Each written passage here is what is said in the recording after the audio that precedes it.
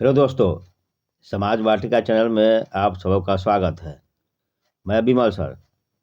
आज हम Bihar board NCERT book कक्षा 8 विषय भूगोल के चैप्टर नंबर 1 को देखेंगे। इसमें आज हम संसाधन के बारे में पढ़ेंगे। तो सीधे चलते हैं, यानी सीधे हम इसकी शुरुआत करते हैं।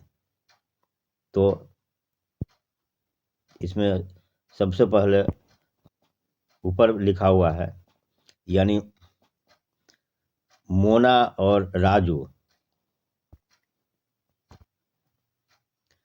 अपना घर साफ करने में अम्मा की मदद कर रहे थे। इन सभी चीज़ों को देखो, कपड़े, बर्तन, अनाज, कंघा, शहद की बोतल, किताबें, इनमें से प्रत्येक उपयोगी है, मोना ने कहा। यानी मोना और राजू घर की सफाई करते हुए अम्मा से बातें कर रहे थे और बातें करते करते उनसे कुछ प्रश्न भी पूछ रहे थे। यानी कपड़े, बर्तन, अनाज, कंघा, शहद की बोतल, क्या ये सभी उपयोगी है? तो उसकी अम्मा ने कहा, यानी उपयोगी है, ये महत्वपूर्ण है ना। और यह क्या है? ये संसाधन है। संसाधन क्या है? अम्मा अम्मा से राजू ने प्रश्न पूछा। अम्मा ने बताया कि प्रत्येक वस्तु जिसका उपयोग आवश्यकताओं को पूरा करने के लिए किया जा सकता है वह संसाधन है। तो यहाँ संसाधन का परिभाषा जो है वह निकल के सामने आता है कि संसाधन किसे कहते हैं। तो वैसे प्रत्येक वस्तु जिनका उपयोग आवश्यकताओं को पूरा करने के लिए किया जाता है उसे हम संसाधन कहते हैं।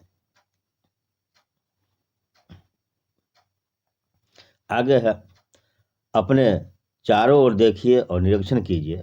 आप संसाधनों के विविध प्रकारों को पहचानने में सक्षम होंगे। आप प्यास लगने पर जो जल पीते हैं, आप अपने घर में जिस विद्युत का उपयोग करते हैं, स्कूल से घर पहुंचने के लिए उपयोग किया गया रिक्शा, पाठ्य पुस्तक जिसका उपयोग आप अध्ययन के लिए करते हैं, वे सभी संसाधन है। आपके पिता ने आपके लिए नाश्ता तैयार किया, उन्होंने जिन ताज़ी सब्जियों का उपयोग किया, वे सभी संसाधन है। यानी कहने का मतलब यह हुआ कि हमारे चारों तरफ की जो वस्तुएं हैं, सभी वस्तुएं संसाधन है जिसका हम लोग उपयोग करते हैं और हमारे लिए वह उपयोगी है, तो वह संसाधन कहलाता है। आगे देखते हैं।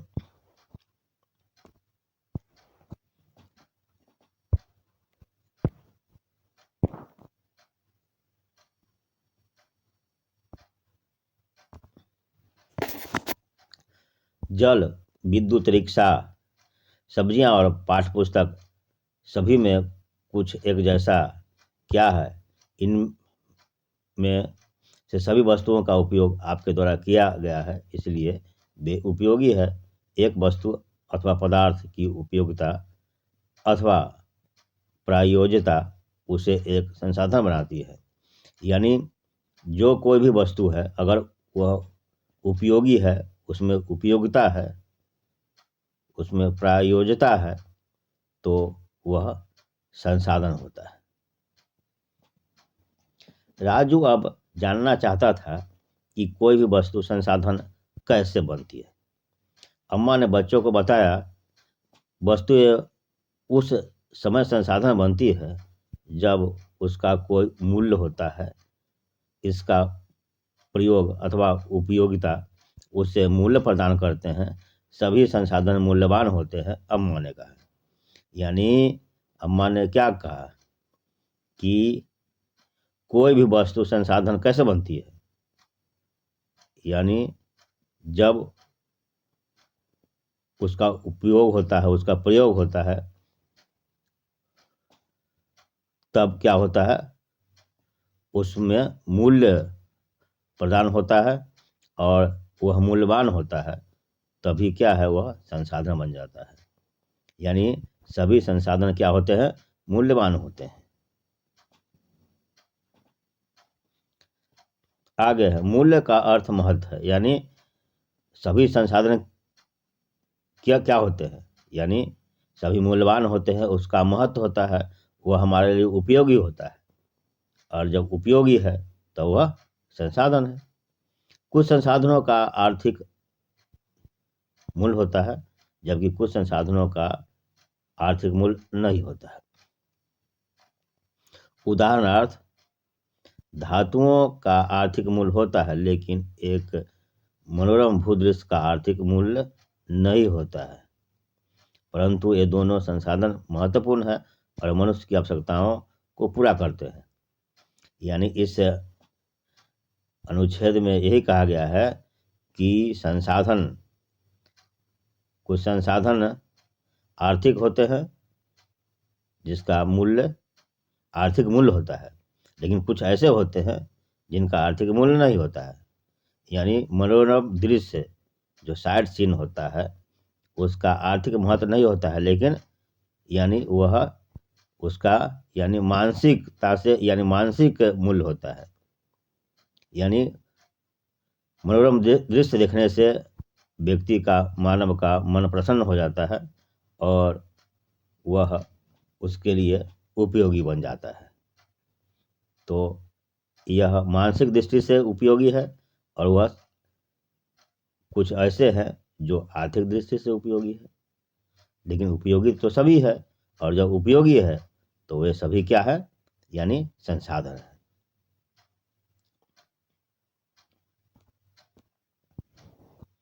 यहाँ लिखा हुआ है, बॉक्स में लिखा हुआ है पेटेंट। तो इसका तात्पर्य, इसका अर्थ हुआ किसी विचार अथवा आविष्कार पर एकमात्र अधिकार से।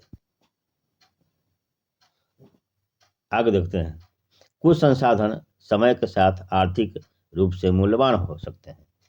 आपकी दादी के घरेलू नुस्खों का आज कोई वाणिज्यिक मूल्य नहीं है, लेकिन यदि वे पेटेंट करने के उपरांत मेडिकल फर्म द्वारा बेचे जाते हैं तो वे आर्थिक रूप से मूल्यवान हो जाते हैं।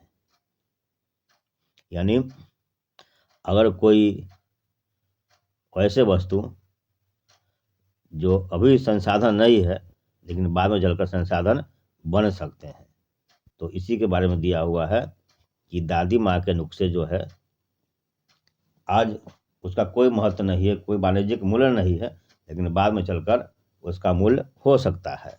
अगर वह मेडिकल फर्म द्वारा बेचे जाते हैं तब वे आर्थिक रूप से मूल्यवान हो सकते हैं। तो इसी के बारे में इसमें कहा गया है।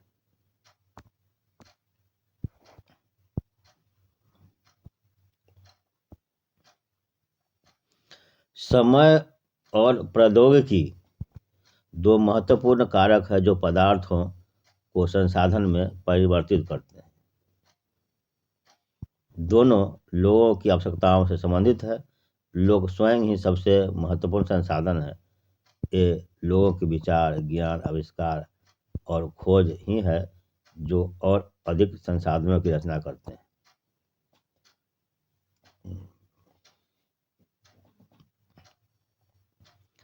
प्रत्येक खोज अथवा आविष्कार से बहुत से अन्य खोज एवं आविष्कार होते हैं। आग की खोज से खाना पकाने की पद्धति एवं अन्य प्रक्रियाओं का प्रचलन हुआ, जबकि पहिए के आविष्कार से अनंत परिवहन की नवीनतम विधियों का विकास हुआ। जल विद्युत बनाने की प्रौद्योगिकी ने तेजी से बहते जल से ऊर्जा उत्पन्न करके उसे एक महत्वपूर्ण संसाधन बना दिया है। तो इसमें क्या कहा जा रहा है, प्रौद्योगिकी, समय और प्रौद्योगिकी, प्रौद्योगिकी का मतलब यहाँ दिया हुआ शब्दावली में किसी कौशल करने अथवा वस्तु बनाने में नवीनतम ज्ञान का अनुप्रयोग प्रौद्योगिकी है। यानी कोई भी जो वस्तुएं हैं समय और प्रौद्योगिकी के कारण जो है वे संसाधन बन जाते हैं। जैसे यहाँ दिया हुआ है कि लोगों के विचार, ज्ञान, आविष्कार और खोज, इससे क्या होता है, अधिक संसाधनों की रचना होता है। प्रत्येक खोज अथवा आविष्कार से अन्य खोज आविष्कार होते हैं। जैसे आग के खोज से क्या हुआ, खाना पकाने पद्धति का प्रचलन हुआ, पहिए से परिवहन का विकास हुआ, और जल विद्युत बनाने से प्रौद्योगिकी ने तेजी से बहते हुए जल से ऊर्जा प्राप्त करके उसे एक महत्वपूर्ण संसाधन बना दिया। तो कुल मिलाकर अभी तक हम लोग ये समझे हैं कि संसाधन वैसे साधन, यानी प्रकृति में उपलब्ध वे सारे साधन जो मानव के लिए उपयोगी हो तथा मानव के पहुंच के अंदर हो, उसे हम संसाधन कहते हैं।